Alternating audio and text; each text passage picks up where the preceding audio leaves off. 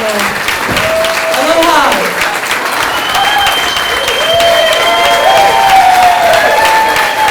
Thank you so much for coming out this evening. Aloha.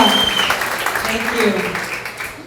Mahalo, John, for your kokua this evening and helping us with this Talk Story Town Hall. And Kahu, thank you for opening this session and sharing your spirit and your heart with us. Mahalo.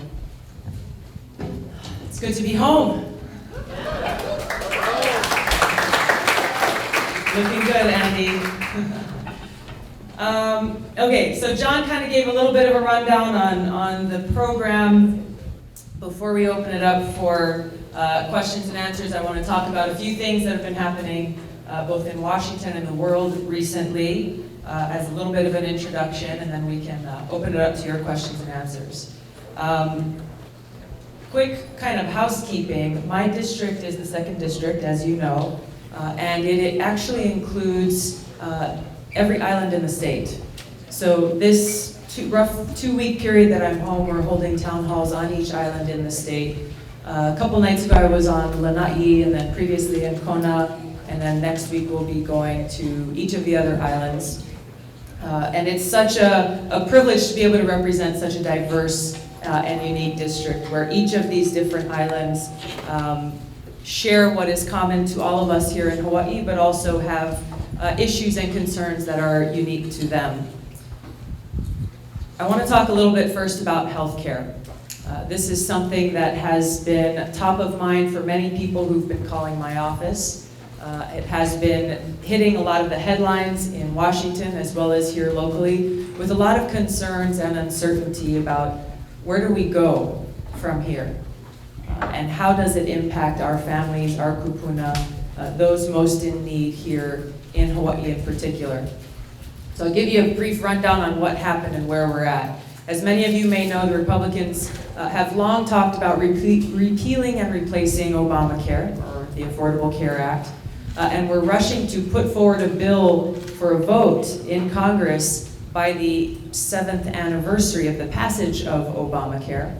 That deadline was not met, and ultimately this bill, what they call the American Health Care Act, AHCA, was never brought to the House floor for a vote because they couldn't guarantee that they had the votes to pass it. I came out in strong opposition to this bill from the beginning once I read their proposal because I saw a few things that raised some serious red flags. First and foremost of which is that big insurance and big pharmaceutical companies, it was obvious they had a seat at the table as this bill was being crafted. That when we looked at the hundreds of millions of people across the country whose Medicaid benefits would have been cut, at the same time over $600 billion in tax cuts and credits were being given to insurance and pharmaceutical companies and corporations. To recognize that this was a corporate giveaway bill rather than a healthcare bill actually intended to increase affordable access to quality care for people makes it a bill that is absolutely unacceptable, in my opinion. Another thing that was especially offensive in this bill was the age tax. I know we have some leaders from the AARP here who really have done a splendid job representing our kupuna here in Hawaii, but organizing across the country to expose really what this bill was. And with this age tax, it said specifically that our seniors could be charged up to 5 times more than young, healthy people. Could be charged up to 5 times more in their premiums than young people. How anyone could find this to be acceptable is beyond me. Thankfully, the bill did not make it to the House floor for a vote.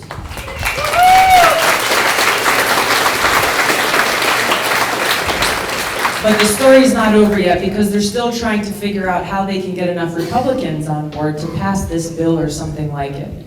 So there was something that happened right before the day, actually, Congress's last day in session last week, Thursday, where there was a procedural thing passed that would allow Republicans to bring up a different version of this bill to the House floor with very little notice and call members of Congress back in from our district work periods early to have a vote on this bill.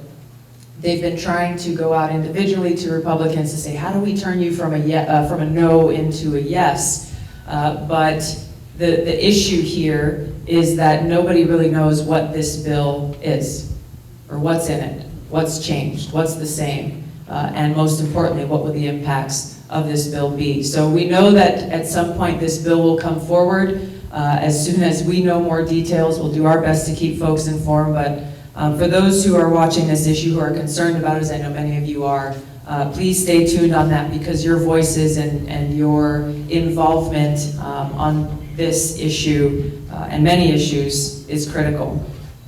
Another one that we have been working with a lot of local organizations on, and local nonprofits, county government, state government, and others, is on the proposed budget that the president has put forward.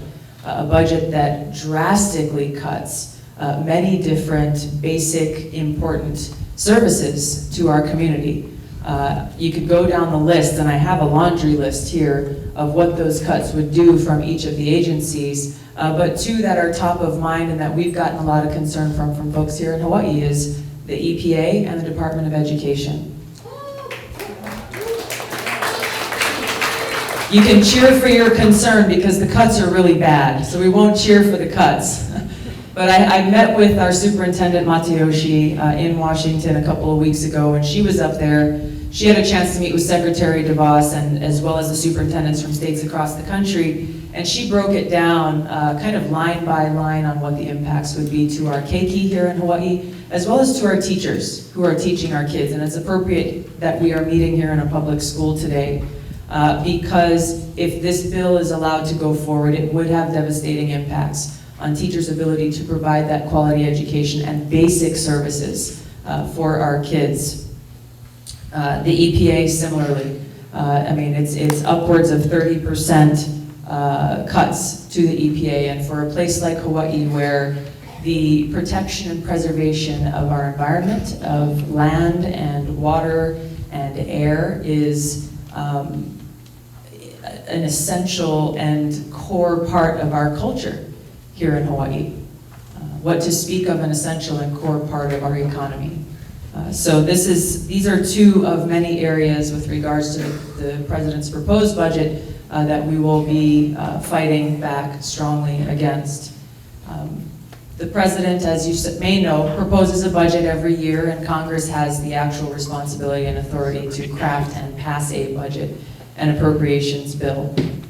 This is something that I've spoken with both Republicans and Democrats on to say many different areas that have been proposed in the president's budget are unacceptable, and Congress is going to have to do the hard work and its job in actually getting a budget passed.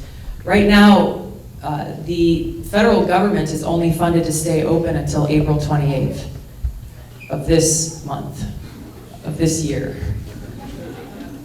So our first day, scheduled day back in session is April 25th. This does not leave much time for one of a few things to happen. There are three possible outcomes here. I don't know how many of you remember the last government shutdown. It was back in 2013.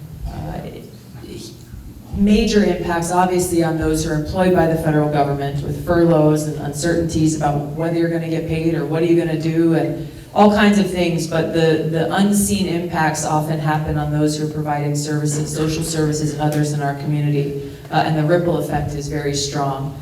So that's, to me, the worst possible outcome. The second and maybe most likely outcome is that Congress passes what's called a continuing resolution. It's basically saying the government will remain at the current level of funding for the next 6 months until the end of the fiscal year when the new budget would kick in. Fine, the government will stay open. The only problem with that is any new programs planned, any new federal construction planned, any new anything will be completely scrapped and off the table, and that's the big issue with that. And then the last possible, which is the best, but perhaps least likely, is that Congress actually does its job and passes a budget and appropriations bill to fund the government for the next 6 months. So this is kind of in the weeds stuff, but it does have a very real impact here, and we're working and trying to see what we can do to make sure that that best case scenario occurs. It's a challenge, though, in this situation when Republican leadership really are not reaching out and saying, hey, let's work together on this. And as a result, the biggest thing that could stop this bill from passing are what they call poison pill provisions that get attached to a bill like this that must pass to keep the government open, and which many of us would find unacceptable. So that's a brief update on that. Last thing I'm going to talk about before we get into questions is North Korea. North Korea has been in the news today and for the last few days.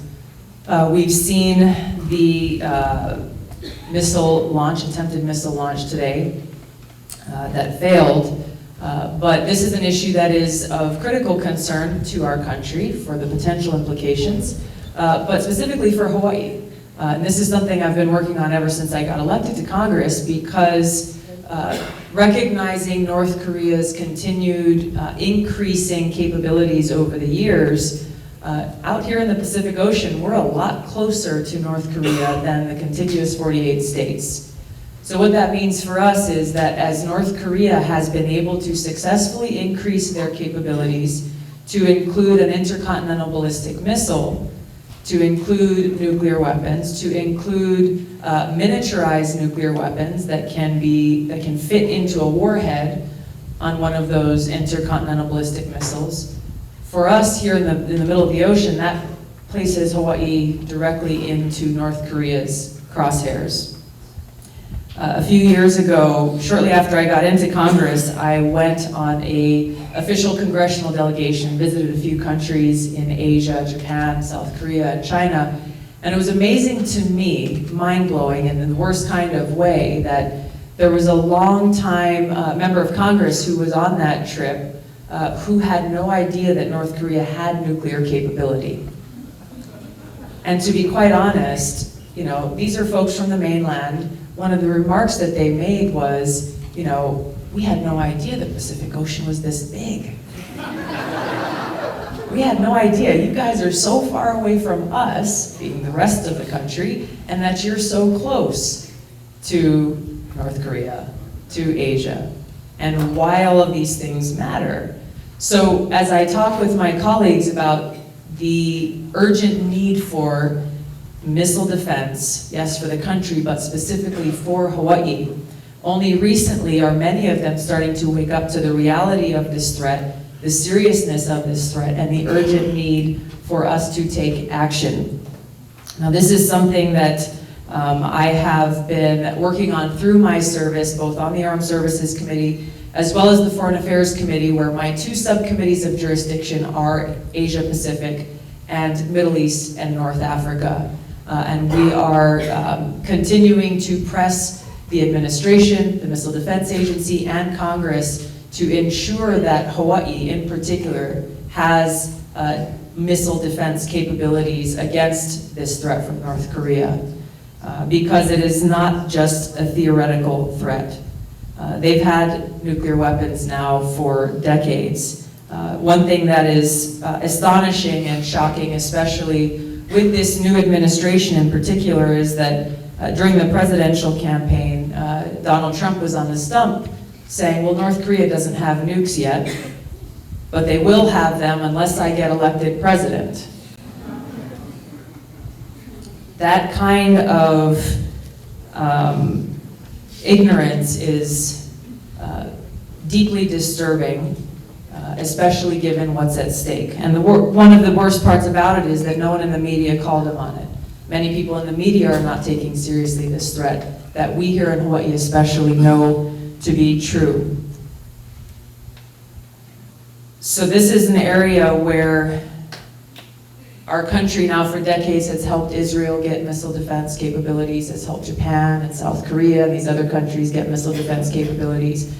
But my concern is for us here in Hawaii, especially with this threat breathing down our throat. So I appreciate your support in raising this issue with the rest of our Hawaii delegation, raising your voices on this issue, because the defense of Hawaii is critical. It has been critical, remains critical, and will as we see these capabilities and these threats continue to escalate. And I think with that, John, we can open it up to questions. Thank you. Okay, thank you very much.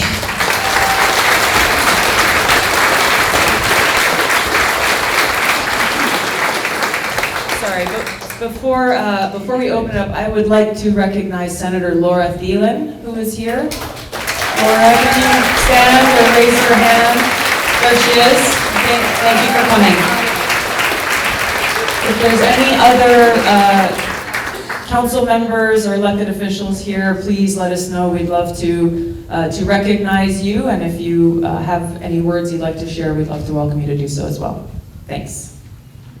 Okay, so we have two people in the audience with microphones. One is Kirsten and one is Ryan. So when you hear your name, try and locate them and we'll go to you for the question. So I'm going to start off with a question up front, but the next question is the very first woman who signed in this evening. Her name is Janice Monsoon, so if she could get ready, and then after Janice will be Ruth Conless. But let's start with the Windward Reed sisters. And I'm getting the finger that Renee's going to speak. And, this group is an anti-Trump group, and I told them, is he coming tonight? And they kind of giggled, so I had to start with them. Anyway, please, Renee, go ahead. Hi, my name is Renee Ramsey, and I'm representing the Windward Resistors. We're a group that is very active. We've been to Tulsi's office many times. We've joined in with the Resist Trump Tuesdays, and we come and pose tough questions sometimes. And first of all, I'd like to give you a little gift from the Windward Resistors. It's a quote from Robert F. Kennedy: "Compassion and love and peace, that's what this country should stand for."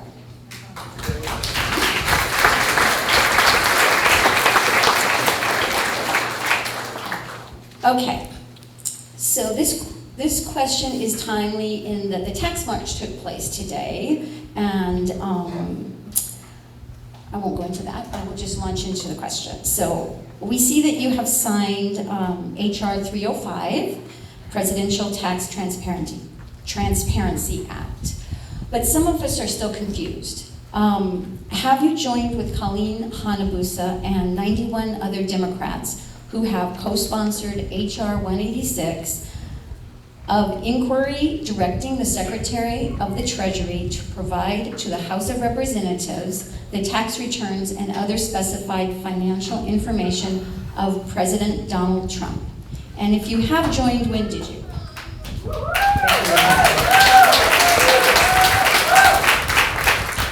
Thank you for your question, and thank you and the many others who stepped out today in the tax march to call for Donald Trump to turn over his tax returns so that everyone in the country can hold him accountable, have transparency, and recognize whether or not there are conflicts of interest that exist. I don't know if I've signed on to that legislation. I know that there are a few different pieces of legislation that are calling for...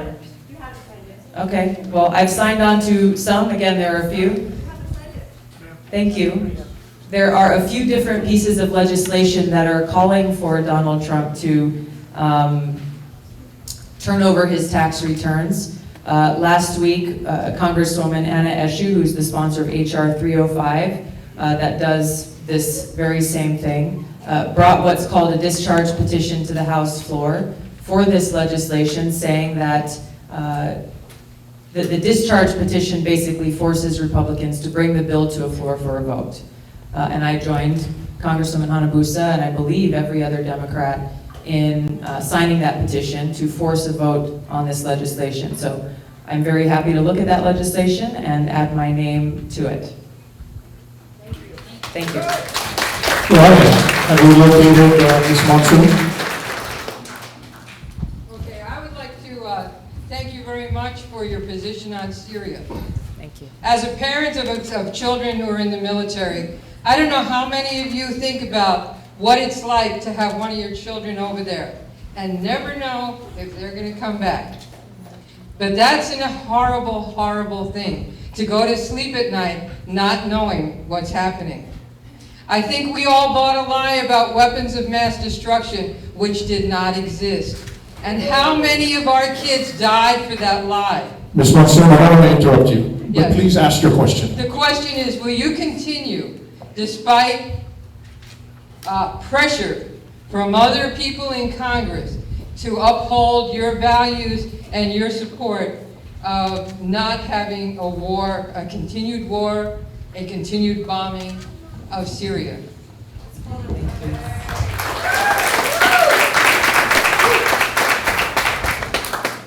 Thank you for sharing your thoughts and for your important question.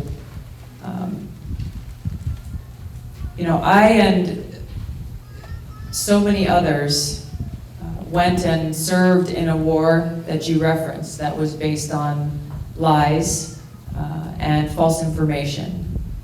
I have a responsibility, as do we as Americans, as does every member of Congress, to ask the tough questions, to ask for information, and to make sure that our country doesn't repeat the same mistakes of the past that we've seen most recently in Iraq and Libya.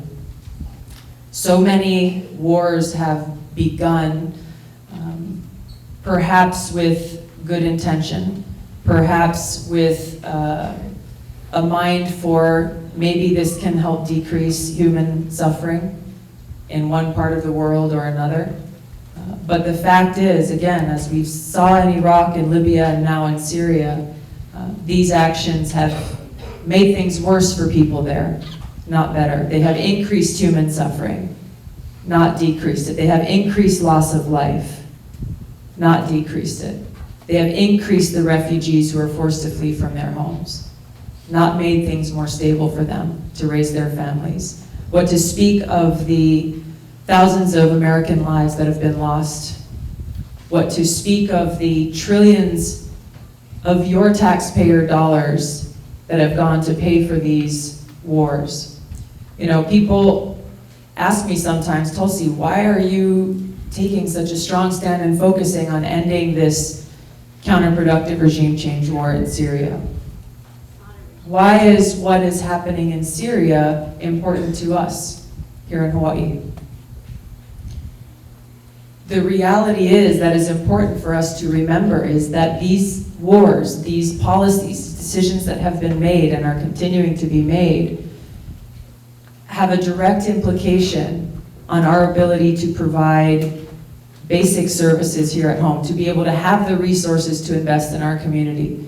When you look at those trillions of dollars that have been spent, and you look at the lack of resources that we have here to provide air conditioning in schools like this, to make sure that our roads are in good condition, to make sure that our sewage systems, as we all know very well here in Hawaii, are decrepit and out of date and constantly failing, to make sure that we can actually put money into a healthcare system that actually provides affordable care to everyone, to actually have truly affordable housing so that people aren't being forced to live on the streets. When you look at all of these challenges that we face here, there is a direct correlation to a limited pool of your taxpayer dollars being used either to continue these destructive regime change wars overseas of interventionism, or to focus on using them to reinvest here at home. And that's what I have been, and I'm committed to continue to fighting for. Thank you. Thank you, Tulsi. We're going to take a question from Ruth, and after Ruth is Miss Gay Chan, followed by Wendy Gourmain. Has Ryan or Kristen located Ruth Conless? Oh, Kristen's coming to you.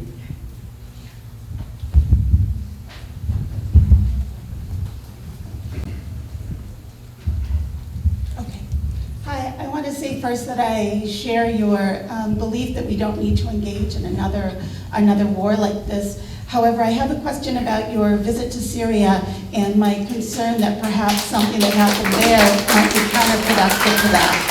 So I know that in the Star Advertiser it mentioned that the trip was paid for by a pro-Assad group, and so I wanted to ask you about that. But I also wondered what was the goal or the intention in being there, and then particularly in meeting with him. You are a legitimate representative for your country, but when you meet with a monster like that, you legitimize him.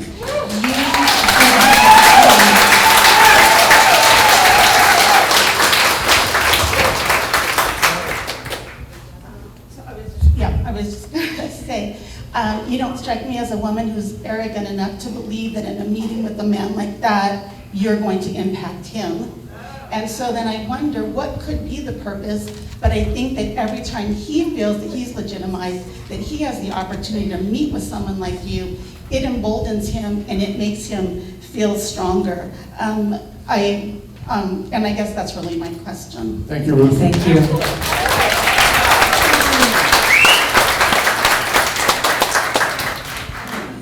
I've talked about this issue quite a bit. I appreciate your question. And my reason for going there to Syria was to see and hear firsthand for myself from the Syrian people, and to in the cause for peace, recognizing that for years now, and I think you mentioned in answering your question, I want to give a little bit of background on what's happening in Syria. There are 2 wars that the U.S. has been waging in Syria now for years. The first is a war against terrorist groups like ISIS and Al-Qaeda. This is a war that we must win. Terrorist groups that have attacked our country, that do pose a threat to our country. The second war is a counterproductive regime change war that has essentially been waged through the CIA providing armed militants on the ground with weapons, intelligence, salaries, and other types of support now for years in their attempts to overthrow the Syrian government. Armed militant groups who are working with terrorist groups like Al-Qaeda and like ISIS who have that same objective. And we've also been providing indirect support to that regime change war through countries like Saudi Arabia, Turkey, Qatar, and others who are providing support to these different terrorist groups on the ground. So the recent reckless escalation by Donald Trump only continues that regime change war that has been waged now for years in the dark of night, and has resulted in the deaths of hundreds of thousands of Syrian people, in millions of people being forced to flee their homes, and has resulted actually in these very same terrorist groups that we are supposed to be trying to defeat actually becoming stronger and strengthened. Thank you. I'm providing some background on the question. So my trip to Syria, in meeting with a whole wide variety of people, from those who led the political opposition, who led protests in Dara, to students, to internally displaced people, refugees, to doctors, a whole wide variety of people, small business people, entrepreneurs. Much of what I had already been fighting to do in Syria, or for ending this regime change war in Syria, was affirmed. In meeting and accepting the invitation to meet with Assad, my intent in doing that was to see how can we bring about peace in Syria. That is something that, if you look at history, if we want to bring about peace, if we want to bring about an end to conflict, we can't do so just by sitting around and meeting with our friends. We can't do so just by closing the doors and only talking with people who we agree with. So that was my intent in going there for the trip, and in each of the different meetings that I had. And in so many of these meetings that I had, people expressed the great suffering that they have endured as a result of this war, and their desire for the Syrian people themselves to determine their own outcome, to determine their own future, and to not have countries like ours, like Qatar, like Turkey and Saudi Arabia and others, coming in as outsiders saying, well, here's what we think is best for your country.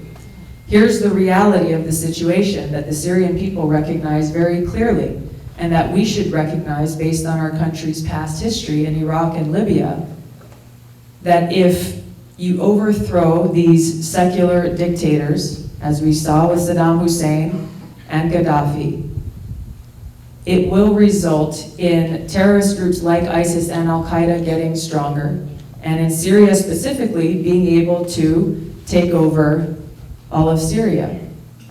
So think about what kind of impact that would have on the Syrian people. A genocide, like something we haven't seen before, would be exacted upon the Syrian people, upon religious minorities, upon people there. We would see the refugee crisis heightened to something that we haven't seen before. This is the reality of the situation that we see in Syria now, why I have been for years and continue to advocate for an end to the regime change war and for a negotiated peaceful outcome to this war to bring about peace and stability in Syria.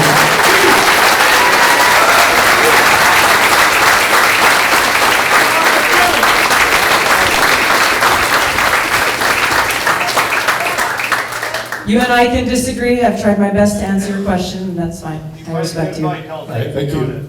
We're going to get back to the questions, but there's two ways to participate today. One is the sign-up sheet, where either Kirsten or Ryan will come to you with the microphone for your question. The other way is to go ahead and fill out one of these forms. So I want to go ahead and read from a gentleman from Kailua. His name is Jerry Silva, and his question is in regards to Paul Ryan's American Health Care Act. The potential bill could increase the average healthcare premiums for a 60-year-old in Hawaii by $6,700 a year. About 240,000 Medicare recipients could see Medicare replaced by inadequate vouchers. Will you fight against these? Thank you for the question. Yes, I have and will continue to fight against these Medicare vouchers that would essentially take away healthcare, access to healthcare for our kupuna.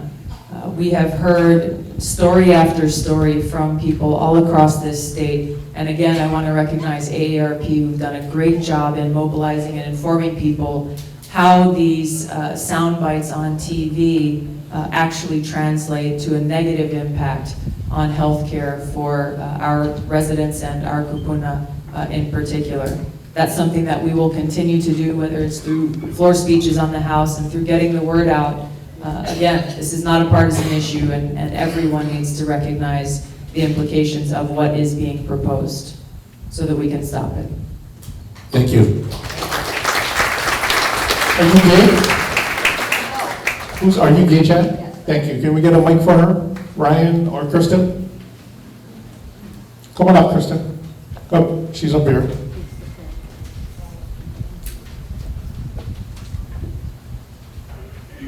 Thank you very much.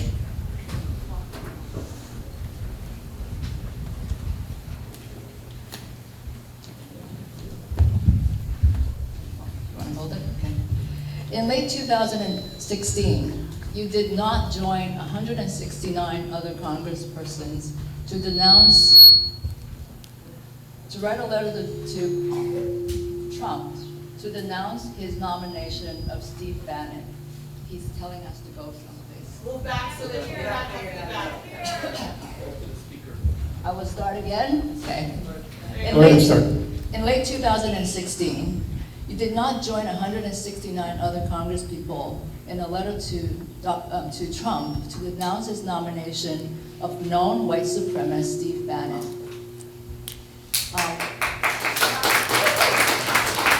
Your staff has told people that it was a clerical error, but you have not since then come out and publicly stated your view about Bannon. In addition to that, I think that you going to visit Assad and other white supremacists and fascists supporting you causing me great concern. People like David Duke and Richard Spencer. So if you could talk about that, please. Thank you. Thank you.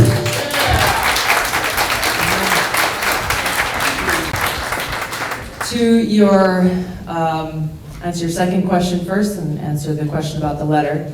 I don't make my decisions on policies based on who may agree or disagree with me or who may like what I'm saying or dislike what I'm saying.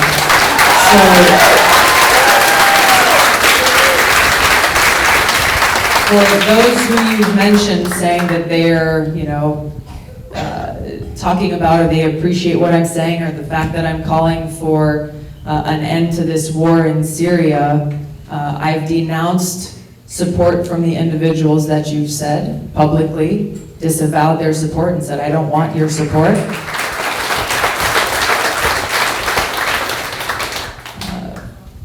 But I'm going to continue to do my job in representing Hawaii and making the very best decision that I can on each of these issues, whether they be domestic or issues of global impact, on what is best for the people of Hawaii and what is best for the people of our country. And I won't apologize for that.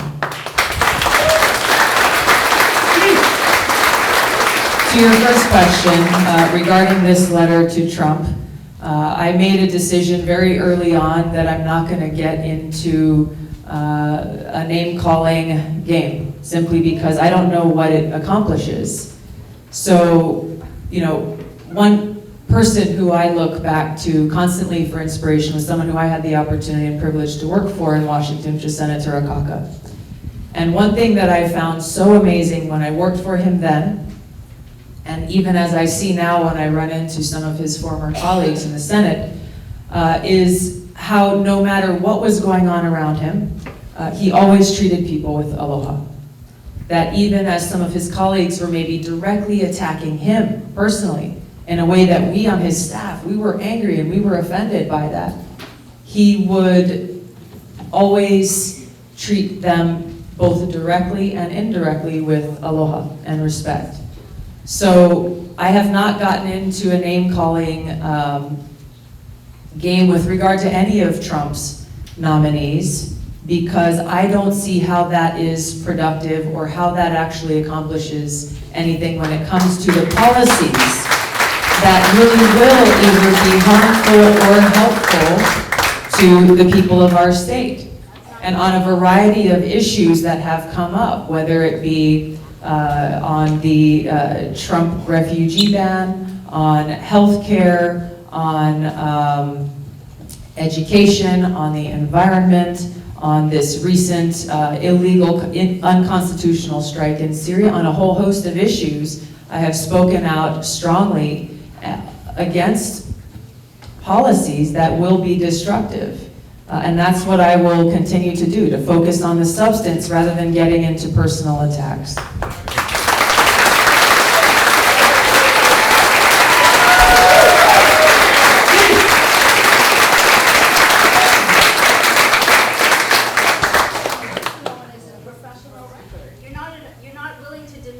Hang on, we cannot have an open forum. This is a process. If you have a question, please, by all means, put it on paper or flag down either Ryan or Kirsten. I got a question here, and I'm kind of, there's a lot of questions asking about your relationship with President Trump, and if you have communications with him, and if he will listen to you. I wish he would listen to me, and I wish I did have communication so that he could do that. No, unfortunately, on a whole variety of issues, I wish the president would listen to me and people like you who are gathered here to understand the very real impacts of some of the policies and actions that he has taken. I met with him back in November at his invitation to talk to him about the Middle East, specifically about Syria, specifically about what the implications of a so-called no-fly zone or safe zone would be, and how devastating that would be for the Syrian people and how costly that would be for us through our military, and what the negative consequences would be in so heavily escalating that war in a way that would result in a potential direct conflict between the United States and Russia. Talked to him about the legislation that I was working on, the Stop Arming Terrorists Act, that would put an end to US taxpayer dollars being used either directly or indirectly to train, arm, support, provide intelligence to armed militants who are allied with or working with terrorist groups like Al-Qaeda. whether it be in Syria or in other places, and talk to him about this fight against terrorism. I've not had any further conversation or communication with him since. And again, I wish that he would listen to me and voices like mine that would help to bring about peace and alleviate suffering. Great, thank you. We're gonna take a question from Wendy, and after Wendy, we're gonna speak to Fid Limanti and Pamela Boyar. So, Wendy, please. Thank you. Oh, thank you. Aloha, Aloha. and welcome back for a while. Thank you. I have a kind of a general question that I did not think was going to come up, but it seems like we've touched on the edges of it. You're kind of new to us in Hawaii as far as being an elected official. And I've been following your actions and what you've been doing, and some things I like, some things not so much. I would like to know, when making your final decisions, do you decide to go with what your constituents, your district thinks is best, or do you just go with what you personally think is best? Thank you, Wendy. Can you hear me? Thank you. First of all, I want to let folks know how much I appreciate hearing feedback, from you on different issues.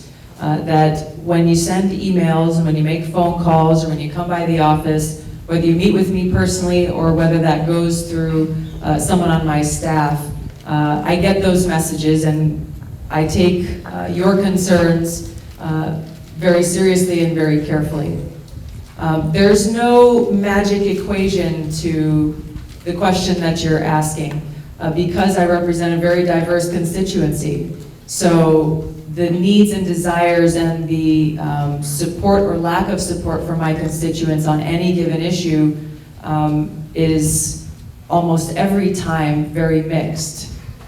People have different ideas on what the right thing to do will be. So I take my constituent feedback and concerns into consideration. I take the research and the work that I and my team do in looking into these issues and seeing how will they impact Hawaii, how will they impact our country, and then do my best to make the best decision based on the whole of these things. I'm happy to say that, on virtually, I think on most issues, a lot of the feedback that I get from constituents is very much in line with what our research and the work that we do on these issues is. So I think that answers your question. It's not a simple black and white thing. Again, we get feedback from folks, some who disagree with me on some things, others who agree, and we share our process with them as far as how I come to a conclusion on different issues. Thank you. Thank you. Fid Limani, please raise your hand, and we'll bring a mic to you. And after that is Pamela Boyar. Pamela, can you raise your hand so we can prepare? Fantastic. Trump has canceled the refugees that were due to come that Obama set up. And then he dropped the bomb, then now dropped the mother of all bombs. Being a mother of 3 and watching what's going on and kids being washed up on shore and just no acceptance of these people, my question is, what exactly are you taking in, what actions are you taking in convincing the president to let in refugees? Like specifically, laws that you're writing or anything, talking to colleagues to help do this? Because already, not only is he not taking it in, but he's bombing them, creating more refugees. Thank you.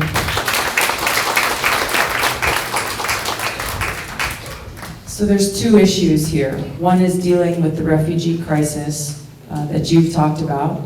There are a number of actions that I've taken, both publicly speaking out in different formats and forums against Trump's refugee ban, against his, immediately closing the gates on those who already had visas, who were already cleared, and who were some even already on the airplane coming here with their families. It was heartbreaking to watch that play out. And I was glad and proud to see our judge play such a principled role in bringing a stop to that.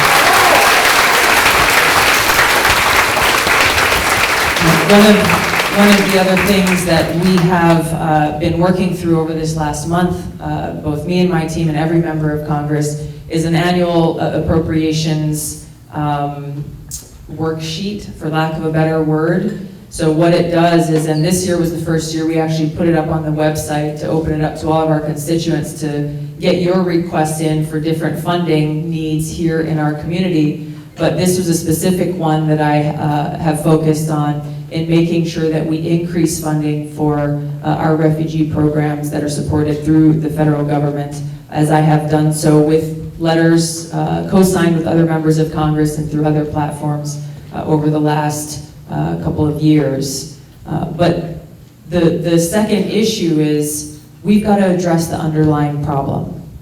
We can't, even if the United States said, okay, we'll take in 100,000 refugees, 200,000 refugees, 1 million refugees, it's not solving the problem. People in Syria, in Yemen, in these other countries, in Iraq, these other countries where people are fleeing their homes, they don't want to come here. They want to stay in their homes. They don't want to uproot their entire families where they've got to go to a foreign country, learn a new language, learn new skills, figure out how to start a brand new life. That's not the answer. The answer is addressing the underlying issue by stopping dropping these bombs, ending these wars, ending our support for these wars. And that is something that we must focus on as a country to actually deal with the root cause of the problem in helping these people. Thank you.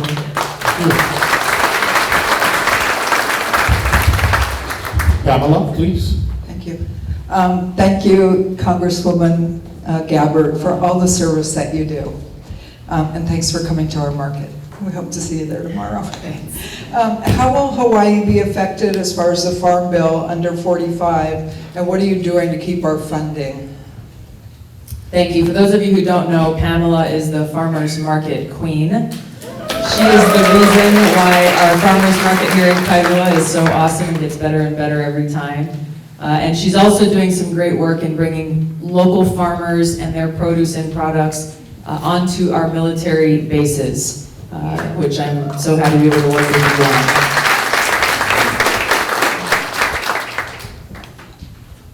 We're going to continue doing our job as we have been in working through the Agriculture Committee in the House on the Farm Bill to make sure that the voices of our small farmers, our sustainable farmers, our organic farmers are represented. As you know, this has been a very lopsided debate for far too long, where you have the big oftentimes multinational agribusiness farmers who have a seat at the table in the drafting of these farm bills, many of them not growing plants for food, but for other reasons.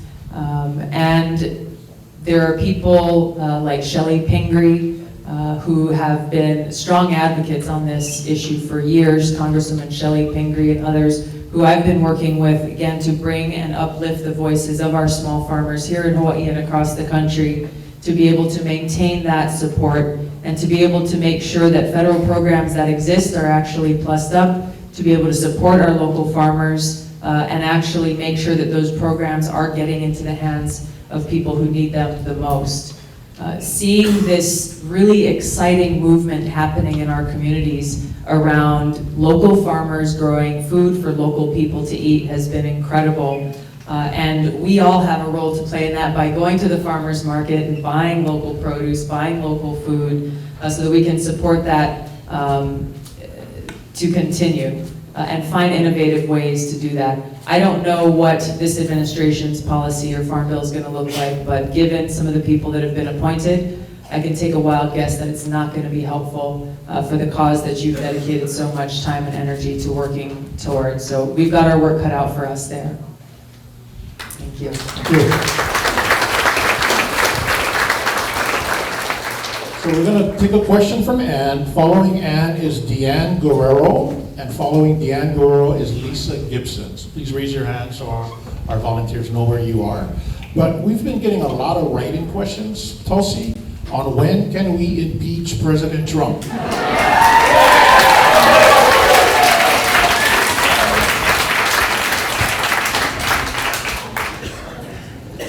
I don't know is the basic answer to that question. There are impeachable offenses and there is a process in place to do that. I'll be very honest with you though. If Trump were impeached tomorrow, Vice President Pence would become president. I think this could be an even worse situation than we're facing now.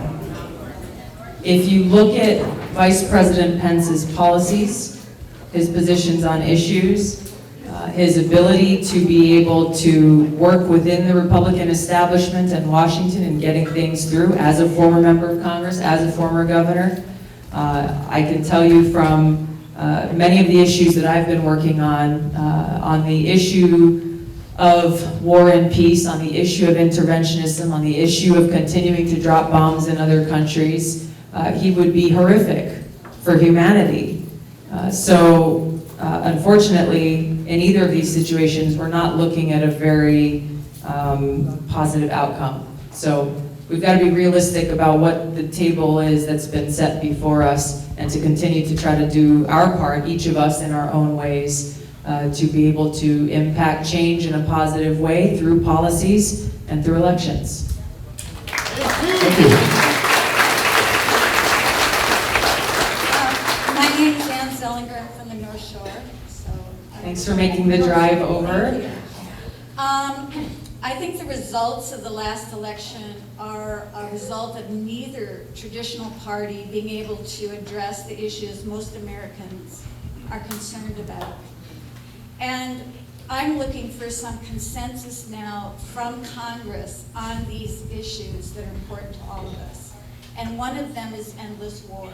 Even Trump said endless war, Bernie Sanders said endless war, you have said endless war. So what I'm thinking is that the Tea Party, which also said endless war, and whose support of not passing this healthcare bill was probably why it didn't pass. I'm wondering if they could join, or you could reach across to them to bring a vote on whether we go to war or continue the wars in Afghanistan, Iraq, Syria, Libya, Yemen. And by voting, each congressman will now have a record on where they stood. Hillary had to address her record on the Iraq war. Most people were very concerned on how she voted. I think that this is really important before the next election comes up for the Senate. And I'm wondering why this is not happening and how we can be in wars with no congressional vote. Thank you.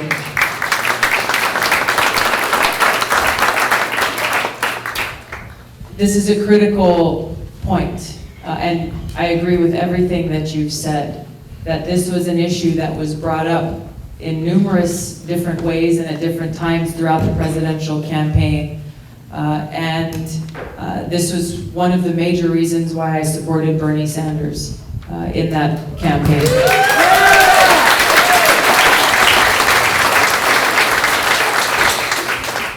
And I think Trump's actions over the last week have been like a knife in the back to people who supported him just because of this reason. I have already been reaching across to members of the Tea Party and the Freedom Caucus on this issue, many of whom have, maybe not many, but a growing number of whom have already signed on to my Stop Arming Terrorists bill. So we now have people in the Freedom Caucus, or the Tea Party movement in Congress, who have joined people like myself and Barbara Lee, who was the lone vote against the Iraq War in the House, who's one of our most progressive voices in the House, coming together in a bipartisan way to stop arming terrorists, to bring about an end to these conflicts that we are seeing. We are talking already now, even as we're back here in our districts, on what actions we can take to make it so that whether it's this president or any future president cannot abuse so blatantly the War Powers Act and launch us into other wars without the American people through Congress exercising our authority and responsibility to declare war. It is a dangerous situation that we're facing. So we're looking at different ways, in touch with different senators who are of like mind, people of both parties, to see what specific action Congress can take once we get back into session to speak out strongly on this issue and to force a vote. And your emphasis on actually making Congress vote on this issue in particular is such an important one, because very few of them want to vote on it. For the reasons that you said, they don't want to be on the hook for taking a position on these issues, whether it's my bill, the Stop Arming Terrorists Act, or if it's another bill that would require Congress to actually authorize the use of military force. The situation in North Korea is one that is also relevant to this topic. The onus must be put on both Democrat and Republican leadership to call for this action, because I can tell you right now that it is a bipartisan problem that nothing has come to the floor over time, whether it be now or in the previous years on this issue. And that's something that we collectively need to stand up and strongly urge them to do. Do your job. Thank you. I agree. Thank you. I just want to make a comment. I mentioned thank you for driving all the way from the North Shore. Someone else I met on the way in drove all the way from Waianae. Others have come in from Aiea and other parts of the island. My district on Oahu covers the windward side, the North Shore, and the west side of the island. Last time I was home, we did a town hall in Waianae. This time it's in Kailua. Next time we'll move it around to the other side of the island. So I don't want people from other parts of the island to think that we're ignoring you. And I want to express my appreciation for you making the long drive over here to beautiful Kailua this evening. We got a question from a Kathy Shun, who says, I supported Bernie Sanders and really admired your decision to back Bernie. How are you funded? And is there any way we can see a Gabbard-Sanders 2020 campaign?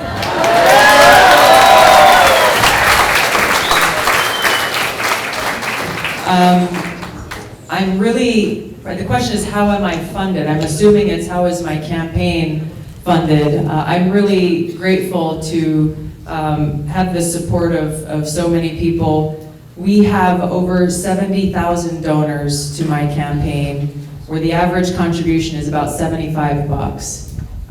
To me, having this kind of grassroots support for our campaign and the work that we're doing is exactly the way that it should be, because I work for you and I'm not beholden to any special interest other than working for the people.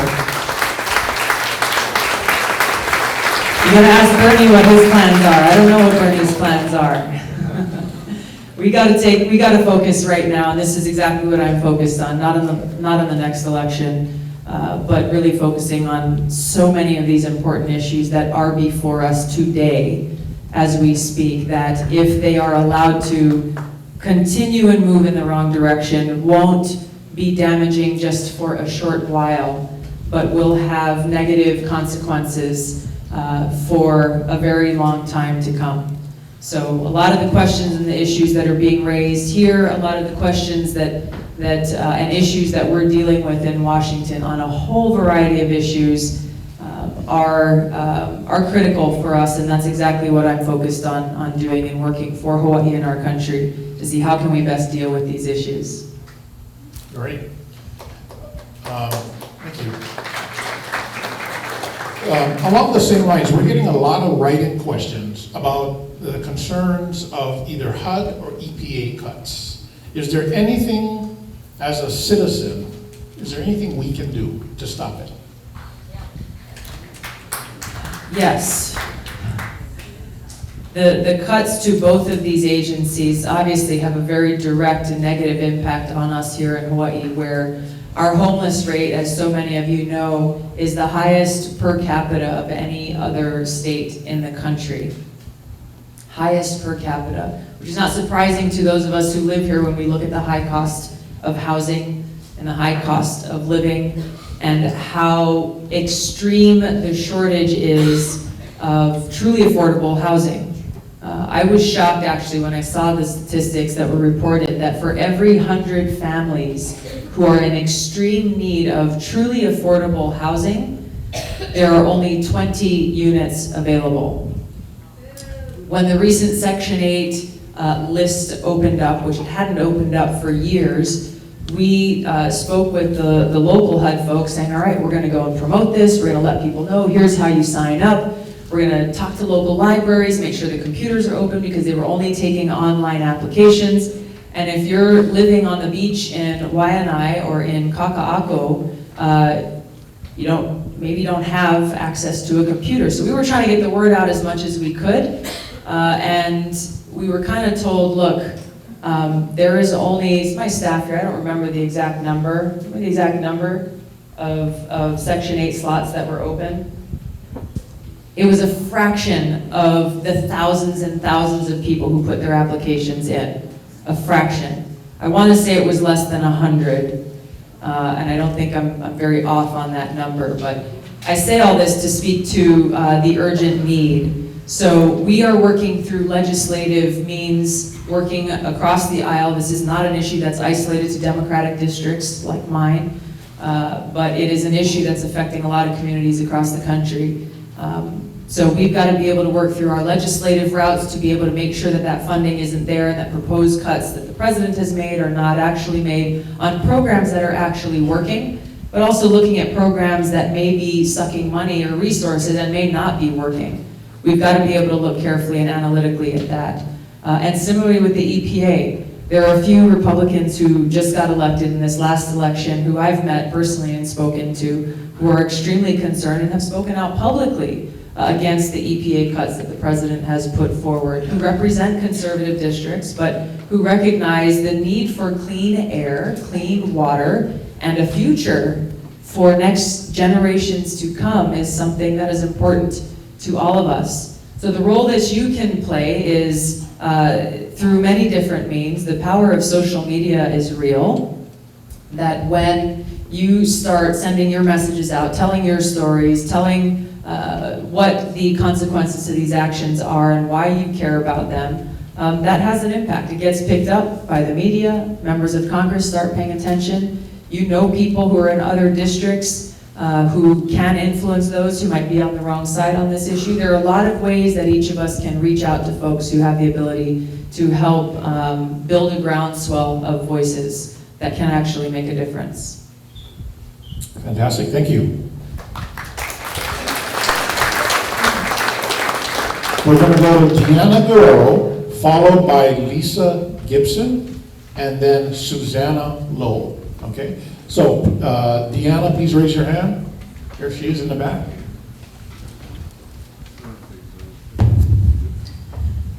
Thank you. You just answered my question about the EPA, and I'm worried about all our Republican brothers and sisters that aren't stepping up to the plate. And you mentioned that social media is one way of doing it, but we really need environmental resistance that's going to go across the United States and the globe. And how can we approach the Republicans that are on the fence that aren't stepping up to the plate and helping us in such a great devastation to our planet? Thank you. Thank you for your question, and very appropriate given this is Earth Month, that we're celebrating Earth Day later this month. The only way that we can make changes, I think probably most Democrats agree with you and I on the need to focus on these issues to protect our environment, but there are many Republicans who don't. So, you know, we have to approach this in a way where we can actually help educate and inform and encourage people to come out and speak out and take positions on an issue that's important to everyone on this planet. And the way that we do that, in my view, is with Aloha, by encouraging them, by asking them, hey, have you ever thought about this? Have you ever considered the consequences of the position that you've taken? Have you ever go through different examples, again, of actual implications? I can tell you the way that we will not be able to win anyone over is if you go in immediately without aloha and pure criticism, you get the door slammed shut in your face. There is no opportunity to win over anyone who may not have considered your viewpoint before. So whether it's me talking with some of my colleagues, or you talking with, someone who is from a district or another member of Congress that is not as aligned with you on that issue, I do it myself, and I encourage others to try to take the opportunity to inform and educate people, and not to come in immediately in a condescending kind of way saying, don't you know anything, I think this is often a problem where folks aren't given the opportunity to learn and hear from a different perspective that they may not have considered before. I think that's what we need on this issue and so many others. Thank you. So we're about 15 minutes away from 9 o'clock. I just want to remind everybody that if you have a question, please write it down, because if we cannot get to it tonight, one of our staff members will get back to you. Leave your email or phone number away, we can go ahead and contact you. Miss Lisa Gibson, where are you? There she is. Can we get her a microphone, Brian?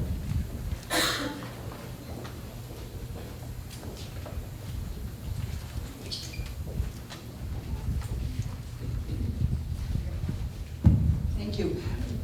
With 22 veterans dying by suicide every day and the spiraling level of domestic violence, how do you justify being one of only 12 Democrats to vote yes on HR 1181? You say it had little to do with the mental health of veterans, but doesn't restricting guns from people, whether they are veterans or not, who are deemed mentally unstable, make us all safer? Thank you.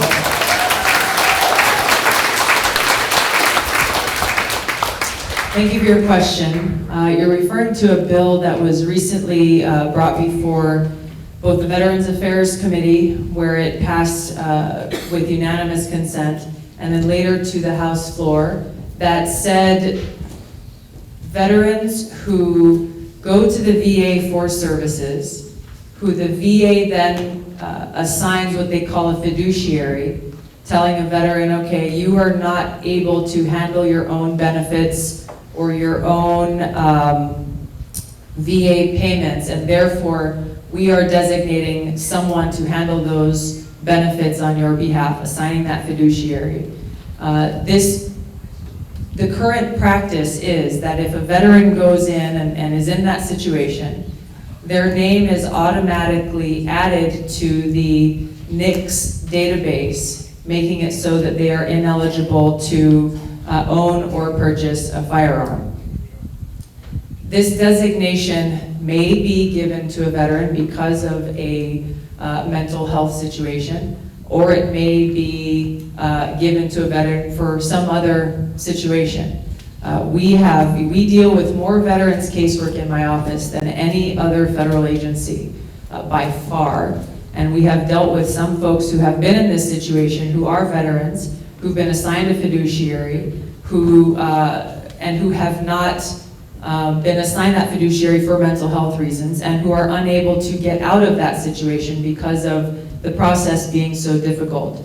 So I believe that veterans have a right to an appeal, and that's what this bill did. It said that if the VA wants to make this statement that a veteran is mentally unfit to own or purchase a firearm, either at risk to themselves or others, then the VA needs to get a court to make that determination rather than a VA bureaucrat taking that right away from the veteran. So it was a matter of fairness that veterans should not be the only people in this country who would have their Second Amendment right taken away from them without due process and due consideration.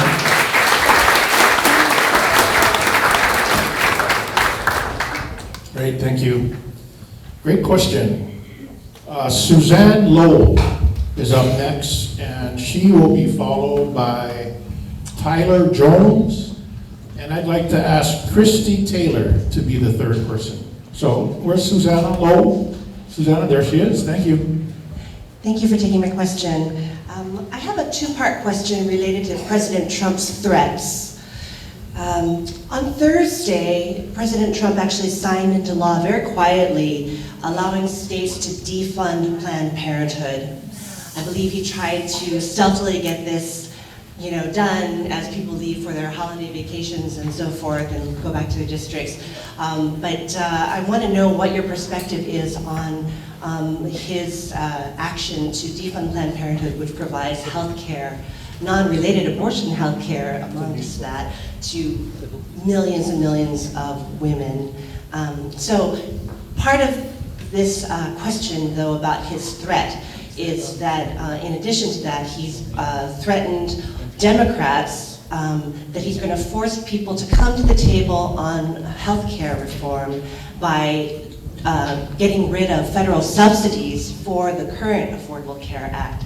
And obviously, the Affordable Care Act cannot run without federal subsidies. It's the backbone of that. So can you please address what you're going to do to address President Trump's threats on our health? Thank you, Susanna. You're right, this act was done by President Trump very quietly, as you said, hoping that people would not notice. This was a bill that I voted against and opposed strongly in the House before it made it to his desk for the simple purpose that you've outlined, the negative impact that defunding Planned Parenthood and the multitude of healthcare services it provides to women in our communities, people in our communities here in Hawaii and across the country. The impact of this is something that needs to be raised given the fact that he didn't have a press conference. He didn't talk about this. He wasn't questioned by the media on it, didn't answer those questions, and as you mentioned, is directly tied to the continued negotiations around the healthcare bill and how that will impact healthcare services provided to the most needy. And that's really what we're talking about here, is not people who can afford expensive insurance coverage and plans, but the people who need healthcare the most. I'm not going to speak for the Democratic leadership on what their response to Trump has been, but this is a non-starter, and I can confidently say that Democrats aren't going to be bullied into ceding on this issue that would essentially undermine the federal government's service and responsibility in providing care, again, for those who are most in need, especially. This issue is linked both to the health care bill as well as the budget bill that I mentioned in my opening, because these are the two things that are must-pass kind of pieces of legislation, and I think Trump and the Republicans are looking for what are their so-called leverage chips that they're going to be able to play in trying to get this passed. But just as we saw with the last version of the Republicans' health care bill that would have been so devastating, there was zero Democrat support for that, and a whole group of Republicans who opposed it. This is something that we're going to have to continue to keep up. If at some point there's a real conversation about how can we improve access to health care, that conversation should be had. But again, we cannot and should not be bullied into passing some kind of legislation that will just be a little bit less than devastating. So. Thank you. So Irene from Makakilo is asking, what's the current status of the missile defense system in Hawaii, and how confident are you that we're as safe as the other 49 states? Irene? There you are, thank you.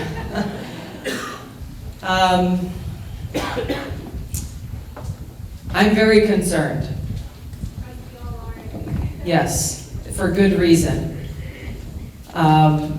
There are things that we can talk about publicly and things that are classified that can't be said publicly. But I'll just say there is a reason why within weeks after I first got sworn into office in 2013, when I went in and got the briefings about the situation, the closed-door classified briefings about the situation, the threat, and our missile defense capability that I have been pushing very hard ever since, specifically for missile defense for Hawaii.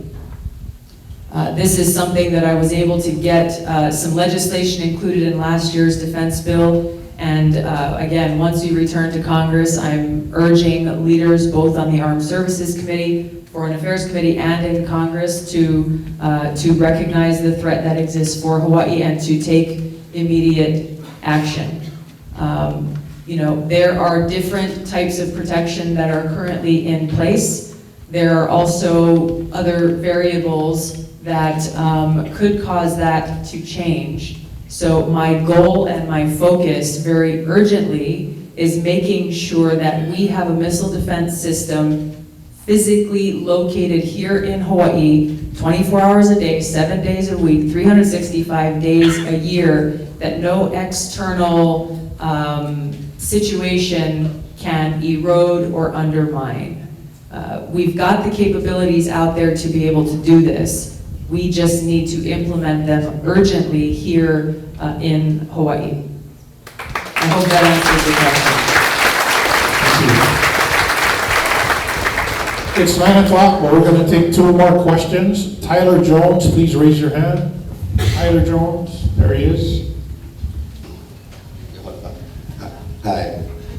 Thank you, Congresswoman Gabbard. So my question is regarding poverty, and despite our nation's best efforts to create an effective welfare system and safety net, poverty has risen over the last 50 years and is now above 14%. A universal basic income has earned support from the likes of Martin Luther King Jr. to Milton Friedman and Noam Chomsky, and was actually almost enacted in the 1970s. Would you support a universal basic income for all citizens to guarantee that we can all afford our basic needs? And if not, what was your alternative plan? Thank you very much for that question. How many folks here have heard of a universal basic income? All right, about a third of the people here. There are universal basic income, and Ryan, you want to stand up and say a word about it? Or I can give a brief summary. I'm sorry, was your name Tyler? I apologize. Sorry, Tyler Jones. Sorry. So the idea has been around actually since the 1700s, but it's the idea that one of the most effective ways to fight poverty is through the distribution of cash. It empowers people and it lets the poor make the decisions for themselves. It's gaining a lot of movement around the world, and so the idea is to take income to redistribute income from the top earners of society, and then everyone pays into this, and then every person receives a guaranteed basic income on a monthly basis. So all citizens would get the payment, and it's a lot of people consider it a more effective way to redistribute money and to create a more equitable society. Yeah, thank you, Tyler. I appreciate that. Good job. There's a few different versions, and this is something that I'm looking at and studying, Tyler. I don't have a position on it yet. There are a few countries in Europe specifically who are enacting some pilot programs of this in one form or another. And basically it would, there are a few different plans that exist, but it would essentially provide for this basic income, this check that would be delivered to people, cash, instead of a whole variety of the other social programs that exist. So whether it is a Section 8 housing or a welfare check or food stamps, when you think about all of the other social programs that the federal government provides, this universal basic income would supplant those. It would be instead of those, so that someone, as Tyler said, would be empowered to make their own decisions about where they live or what kind of food they eat and what they do with this money, and with the goal being empowering people to be able to get out of poverty. I'm very interested in this, and I've actually spoken with some Republicans who are interested in this, and this is something that is gaining more interest. I'm interested to see how some of these places who are doing this already as a pilot project, how it's going. There's also an interesting project that's happening in Silicon Valley where they're kind of creating their own microcosm and testing a few different theories. The foremost of which, and this is one of the opposing arguments, which is if you just hand people a check, they're not going to be motivated to work. That it's going to make people become more lazy and remain in poverty and more reliant, rather than empowering them to get out of poverty and become more successful in their lives. So my jury's out on this one. I'm still studying it to see what the impacts, both opportunities, pros and cons, will be. So let's check back in on this one. Thanks. I want to personally thank you, because I have 4 children, and now I know that they are on the Mom and Dad Universal Basic Income Program. How's that going? Yeah, not at all. 4 20-year-olds. Anyway, our last question, and once again, folks, please, if you have a question, we are not able to get to everybody, but we want to get to everybody, please fill out the questionnaire, leave either your email or a phone number, and we will get back to you on your particular question. For the last question of the evening, I'd like to ask Christy Taylor to step forward. Raise your hand. Christy, is she still here? No. Okay. She must have walked out. I'm going to switch this to Sylvia Law. Is Sylvia Law here? Yeah, there she is.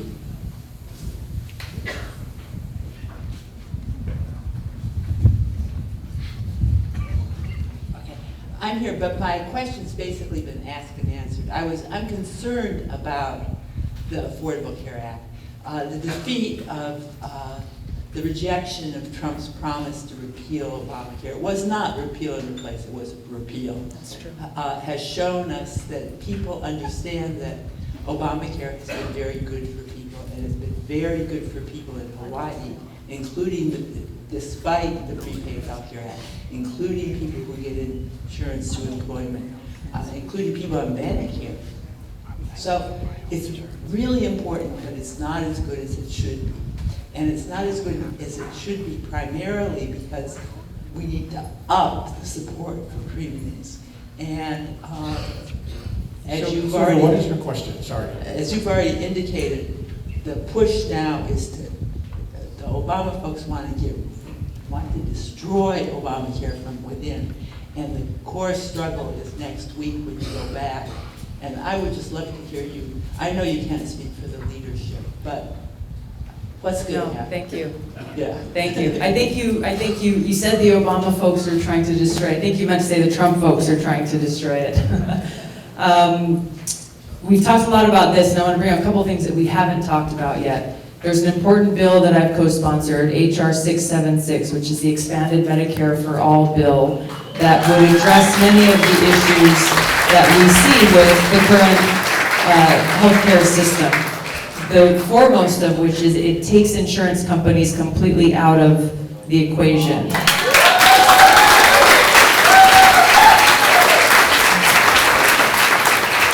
So when you think about the influence that they have had both on the drafting of the Affordable Care Act as well as the drafting of this Republican AHCA, you can see kind of their handwriting all over things and why it's so important for us to get a Medicare for All bill type of bill passed.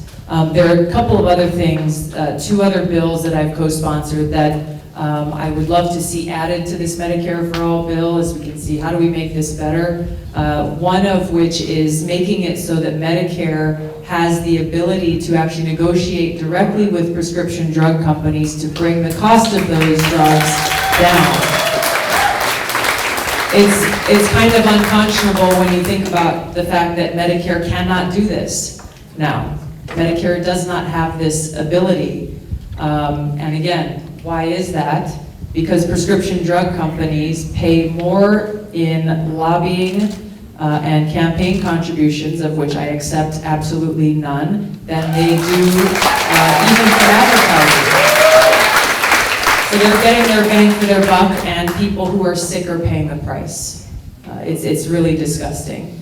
The other bill that I've signed on to is one that Bernie Sanders has talked about a lot lately, which is allowing for the import of cheaper prescription drugs from Canada.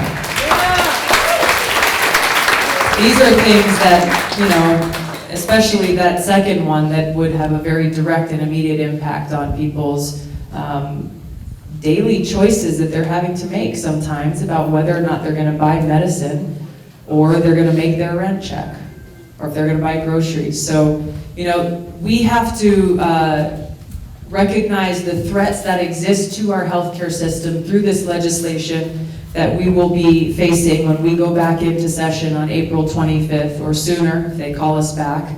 But we also need to do more than just say how dangerous their legislation will be. We've got to actively push forward our proactive solutions on how we will better provide truly affordable care, not access to insurance, but care to people of all ages everywhere in this country. I'm glad you brought that up, because I wanted to talk about those things, so thank you. Is Christine Thomas still here? Christina Thomas, please come on up. I misread your name in calling you Christine Taylor, my apologies. Last question, please go ahead. Hi, Tulsi, aloha. I'm here representing anyone who's lost anyone in a small craft airplane within our islands. And earlier it was mentioned as we opened tonight with prayer that we are surrounded by water.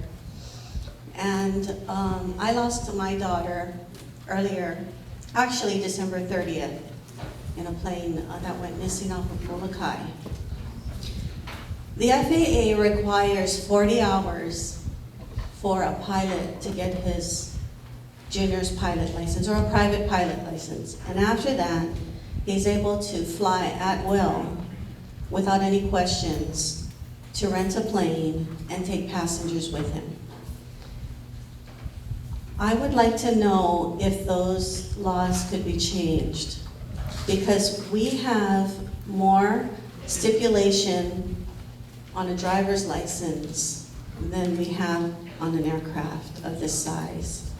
And the other thing is, we need more insurance to insure our vehicles than a company needs to insure their aircraft. And I need help with changing that law. Thank you, Ms. Thomas.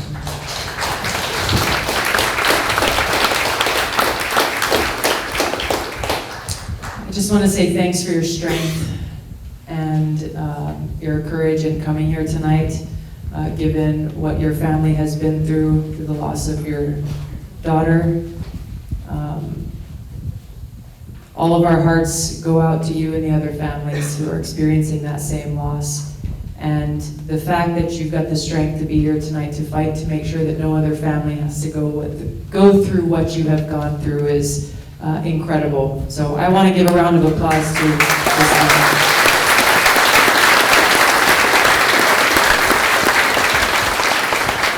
I would love to work with you in honor of Whitney on this legislation to prevent other people from going through what you've been through. The things very specifically that you've pointed out make no sense and need to be changed, simply put, and I want to work with you to do that. Thank you. Thank you. I want to, we're about to close here, but I want to mention a law called Talia's Law that we were able to pass through, and actually President Obama signed into law just before he left office. But it was in honor of another young girl here in Hawaii who was killed at the hands of her father and stepmother. She was a young 5-year-old girl whose father was stationed in the Army here in Hawaii. And she was a girl who for several months was enduring abuse from her father and stepmother. At no time over this period, even though she showed the visible signs of that abuse, was she ever removed from that environment. And it ultimately resulted in her death. Her mother reached out to me and the Hawaii delegation to ask us to take action in honor of her daughter, Talia, like Christine, to make sure that no other child, that no other family has to go through this experience. So we worked with her mother, who helped write this legislation that would do two things. It would mandate a report external to the military, externally outside of the military chain of command, to Child Protective Services in the instance of a suspected case of child abuse or neglect, so that that child may be removed from that environment. And secondly, it would mandate those within the military who are already identified as kind of first responders to these situations, whether they be military police or teachers or child care providers or others. It would mandate training for them to be able to recognize the signs of suspected abuse. So the law was called Talia's Law in honor of this little girl whose life was lost. And I was grateful to be able to work with her mother, and that we were actually able to pass this legislation into law. So I want to recognize the moms and the parents out there, those of you who have gone through situations that you are not standing by, but that you are stepping forward and stepping up to take action to help other families. So I want to thank Christine again for being here, and I look forward to working with you on this.